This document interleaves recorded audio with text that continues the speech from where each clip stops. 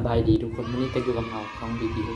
Channel เนาะวันนี้เราก็จะมากินมีต้มยำกุ้งกับผักแน่นอนวันนี้ก็บ่มีคลิปหนึ่งเลยมาเฮ็ดแบบนี้เนาะถ้าใครอยากให้เราเฮ็ดคลิปแบบใดก็อย่าลืมกดไลค์กดแชร์ที่สำคัญกดติดตามเพื่อจะบอกพลาดคลิปใหม่ๆของเรานำเด้อมื้อนี้เรามาเริ่มกินเลยนะ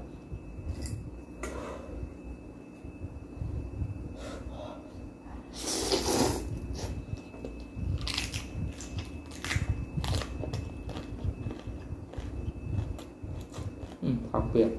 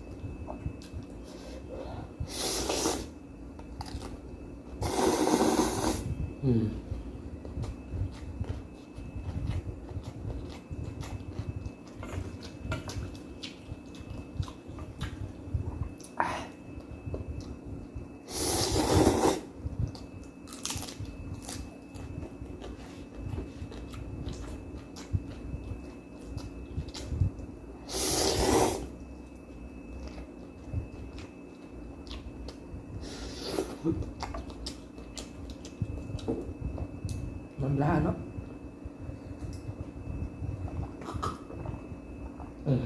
เตรียมน้ำลาใส่ในกระดิ่ง